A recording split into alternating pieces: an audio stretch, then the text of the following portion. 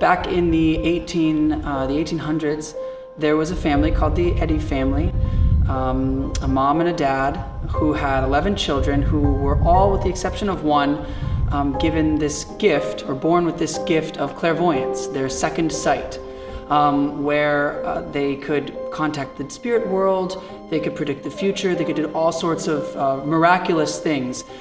And the father, Zephaniah Eddy, was not very happy about this. He was a real Methodist, and his ideology did not blend well with the spiritualist ideology. And so when his children were going into trances and having sort of spasms and being sort of taken over apparently by the spirit world, he did not like that at all. He thought it was the devil's work, and he thought it was sinful. And so he would abuse the children and put them through a whole rack of horrible tortures to try to get rid of the devil out of them. And he also, once he realized in the 1860s and 1870s that he could benefit money from their talents, he sort of sold them off to carnivals and freak shows throughout the country, throughout New England. Eventually the family came home, and primarily you had William and Horatio performing at the farm where they grew up. Right here in Chittenden is where the house still sits, and most people around here know about it as the house that turned on its axis. When you look at old pictures from the day, the house is facing the road, but nowadays it's facing down the road. So there's this legend that one night the house picked up off the ground and levitated and turned on its axis, which is really the big story that everybody hears about the Eddy house. In 1874, a journalist named Colonel Henry Olcott, who was a very prominent man in society, he was asked to be on the Department of Agriculture in Washington, D.C., and he was actually one of the few men appointed to investigate the President Lincoln assassination. So he was a very respected man, and he was sent on an assignment for the New York Sun to come up to Chittenden for a very short time and report on what was happening at the farm, because there were all these stories about spirits and levitations and music in the dark, and so they sent Olcott to go up there and investigate.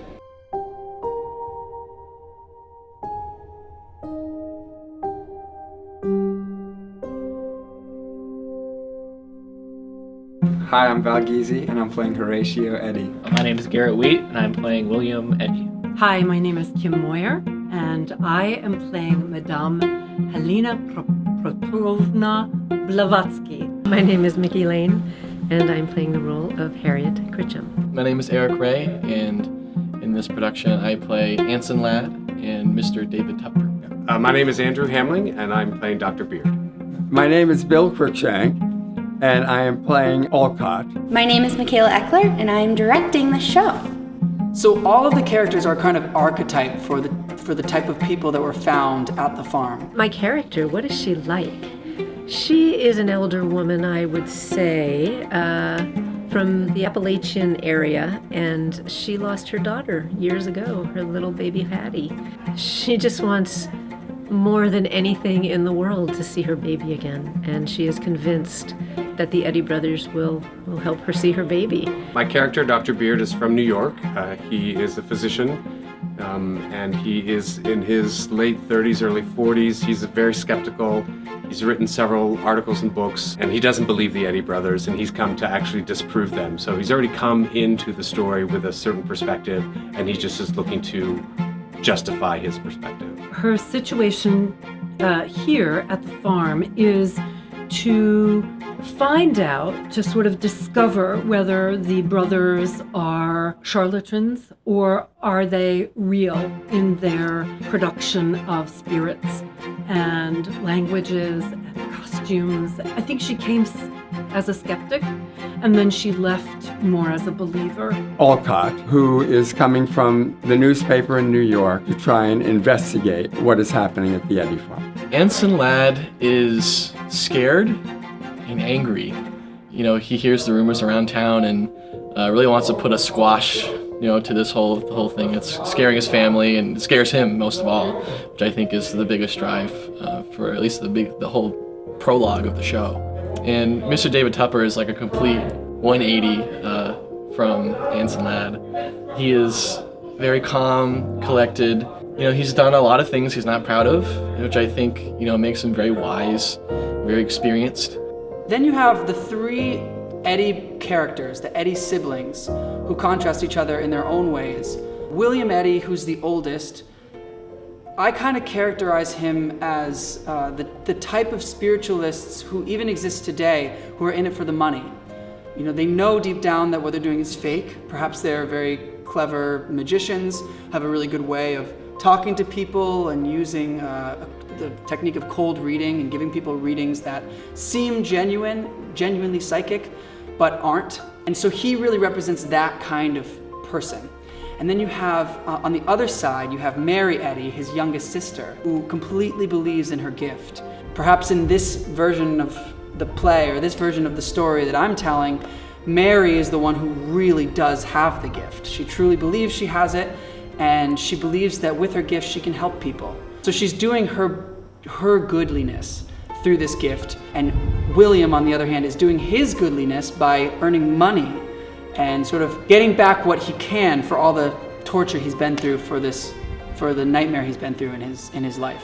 And then caught between William and Mary is Horatio, who gets, well, at the beginning he's just as resentful and bitter as William Eddy is throughout, but there's something that happens in the play where there's sort of an inciting incident from another character that makes Horatio realize that there's a moral issue involved in this whole lifestyle that they have. The moral issue of whether it's right or wrong to meddle with the dead and the living. Is it right to communicate words and messages from the afterlife if it's false or authentic? Horatio has the closest to what we can picture as a hero's journey or a development as a dynamic character throughout the script, because he ends up discovering that maybe what he's doing is not right.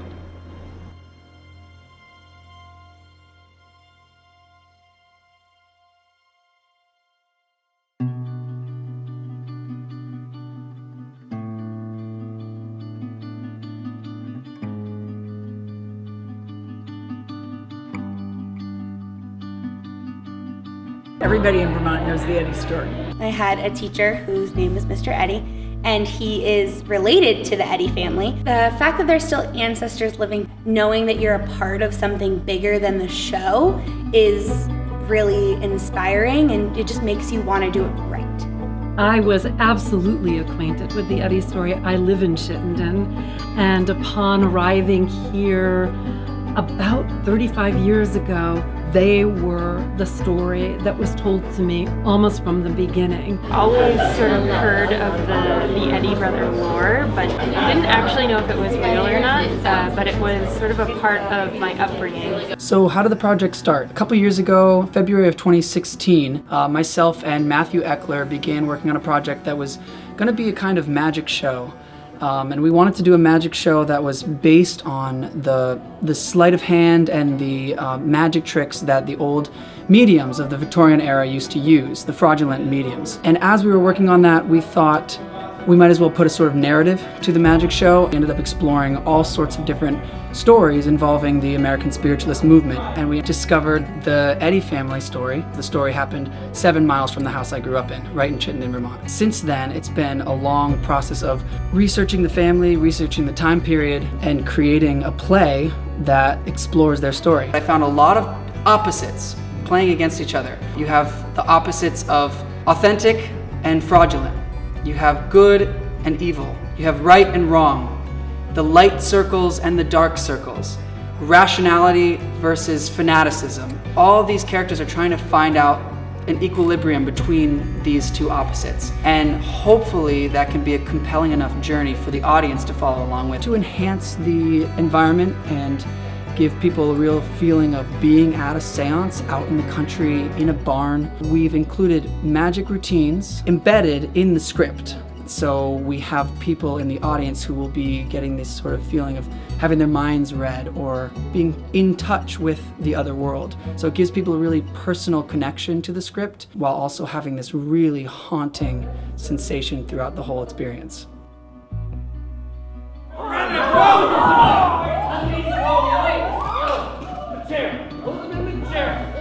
I am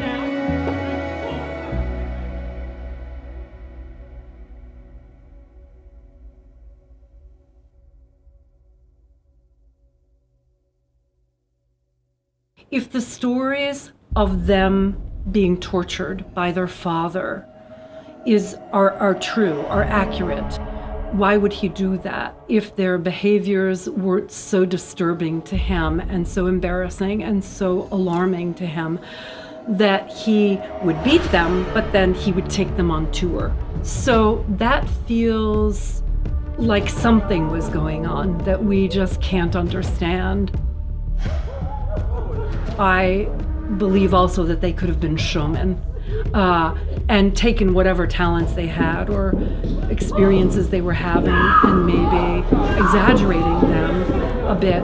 But it's also sort of impossible to imagine that uneducated children in the middle of the country could find ways to speak languages and have costumes that were available to these spirits, and no one ever saw them.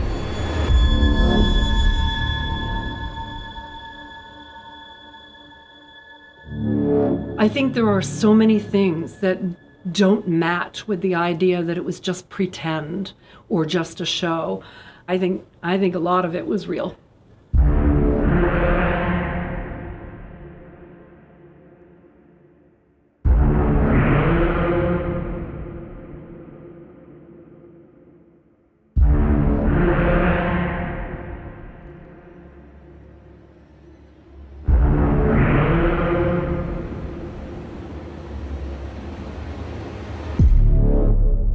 You know, there are times when the hairs on my arms stand up because there's this disbelief of what is happening. It's like, is this really happening? I think everyone's going to go in with expectations and come out with different ones. I wholeheartedly believe that they could connect to the spiritual world in some way.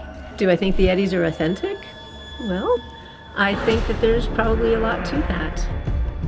I think there were certain aspects of their gifts that were real, and I think there were other aspects that they put on a show for.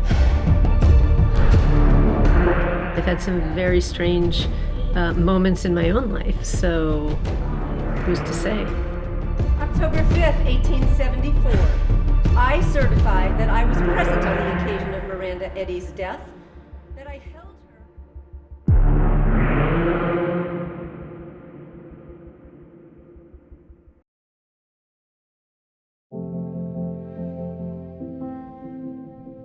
Gosh, what would I imagine for this in the future? Broadway, of course.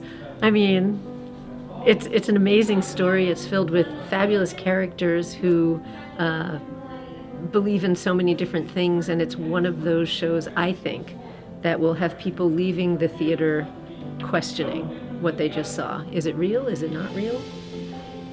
We get to figure that out. I could see it as a fully staged production again, and I actually have imagined that we would tour it, that it could be taken around the state and be played in smaller places like barns or Grange halls. It was like you got pulled in and you felt like you were right in that circle. It gave me a little bit of a chill. It got you right here to feel like you were part of the whole production.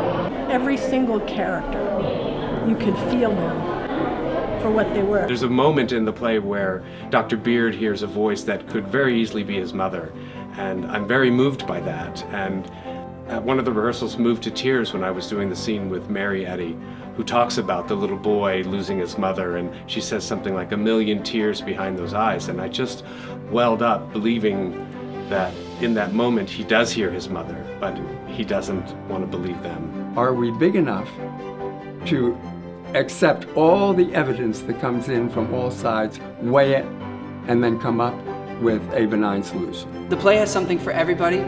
It's meant to frighten you, it's meant to make you feel a little bit alive, and it's meant to make you reflect on the people you've lost, reflect on what you think about these philosophical issues, reflect on what you think is right or wrong, and what you think is ultimately good. What this show means to me is it's a way to connect with my community and my roots as a Vermonter. Connecting with the folklore, connecting with some ancestry, and then connecting right here in the theater with people that I grew up with performing theater with. It's a way to spread joy, it's a way to spread thought-provoking questions, and to get people together again, especially after such a long time of being separate.